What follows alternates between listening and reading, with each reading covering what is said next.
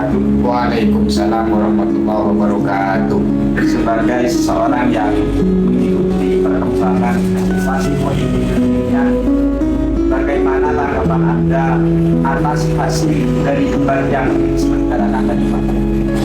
Apa yang debat tadi malam itu memang jelas ya, sangat berbeda dengan debat-debat sebelumnya. Jadi malam itu memang lebih mengarah kepada substansinya. Cuma ada salah satu paslon yang menurut saya pribadi itu sama sekali nggak berkualitas. Ya buktinya dengan saya sependapat dengan Pak Anies, saya sependapat dengan Pak Ganjar. Nah itu indikasi seorang pemimpin yang tidak pintar menurut saya. Kalau tidak pintar itu menurut masyarakat dipanggil apa biasanya? Bodoh. Bodoh. Itu bukan saya yang berbicara, tapi masyarakat langsung. Nah seperti itu.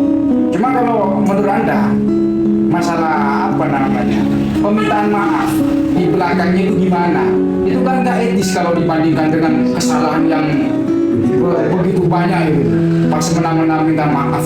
Jadi tentu syarat utama untuk menjadi pemimpin pertama harus memiliki gagasan. Ya. Bagaimana mau memimpin kalau dia tidak punya gagasan? Gagasannya cuma dari orang lain. Gagasan yang akan dijalankan, praktek-praktek kebijaksanaan yang akan dijalankan hanya berdasar dari usulan dari orang lain. Tentu ini gambaran dari seseorang yang tidak memiliki gagasan. Kalau hanya mengambil dari pendapat orang lain, itu pertama. Kemudian yang nomor dua adalah pemimpin yang cakap dalam diplomasi. Karena memimpin itu bukan hanya dengan tindakan, tapi juga bagaimana dia bisa mendiplomasi setiap gagasannya untuk bisa diterima oleh masyarakat maupun dunia internasional. Itu yang perlu itu ditekankan.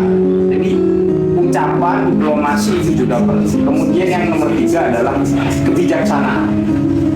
Kebijaksanaan ini adalah sesuatu yang nyata sekarang menjadi nilai min dari calon pemimpin yang ada. Mengapa kebijaksanaan kok bisa dikatakan min? Pertama, kebijaksanaan itu adalah sebuah sifat yang mana dapat mengendalikan seorang pemimpin. Ketika dia berbicara, dia tidak hanya mengandalkan emosi, tapi kebijaksanaan yang akan berperan. Begitupun juga nanti ketika setelah menjadi pemimpin, tindakannya harus berlandaskan kebijaksanaan. Karena bukan hanya rasio otak, bukan hanya gagasan, tapi juga dibutuhkan kebijaksanaan dalam hal ini. Jadi seperti yang tadi dikatakan oleh Anda, kalau ada semisal salah satu paslon yang bawaannya selalu emosi, dalam setiap tindakannya hanya emosi. Kalau emosinya lagi nggak stabil, tentu kebijakan yang akan diambil, ucapan yang akan diucapkan nanti juga tidak stabil. Bawaannya emosi, menghujat sana sini, goblok. Ini apa? Ini adalah sebuah gambaran dari ketidakbijaksanaan dari seseorang. Jadi sekali lagi dalam paslon usahakan memakai rasio. Jadi utamakan rasio, bukan hanya mengandalkan emosi saja. Bukan mengandalkan kepenatikan yang fanatik juga ya. Jadi tadi cerdas, kecakapan dalam berbicara, yang ketiga adalah kebijaksanaan. Selain syarat mutlak bagi kami umat Islam, tentu adalah orang yang paham agama dan dekat para ulama. Ulama tentunya bisa mengimami dong. Bisa mengimami sholat. yang dohir-dohir saja, kita kan nahkum bidzahir.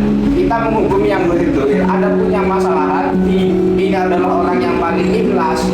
Itu kan masalah batin. Yang masalah batin bukan kita yang menghukumi seharusnya. Itu Allah nahkum bidzahir.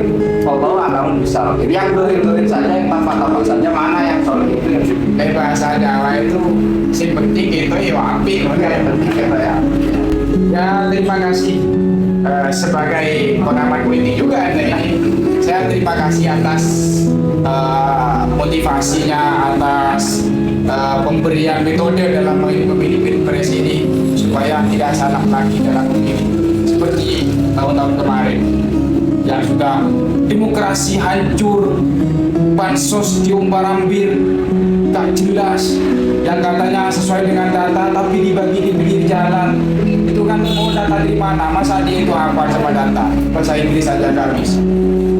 Ya sudah, inti dari 14 Februari ini harus memilih pemimpin, dipikir terlebih dahulu atau secara rasional dipikir ya. Kalau kita mungkin sepakat ya, sepakat kita Tiga kriterianya. Pertama cerdas, nomor dua pintar dalam meretorika bahasa, berdialektika, dan mendiplomasi itu. Nanti dapat. Nomor tiga adalah kebijaksanaan yang perlu dalam seorang. Sekian. yes. Mungkin Anda sudah ada siapa pemimpin yang sesuai dengan kriteria tadi. Terima kasih Mas Kamera. Oke, sampai jumpa lagi nanti. Salam perubahan. Amin aja dulu.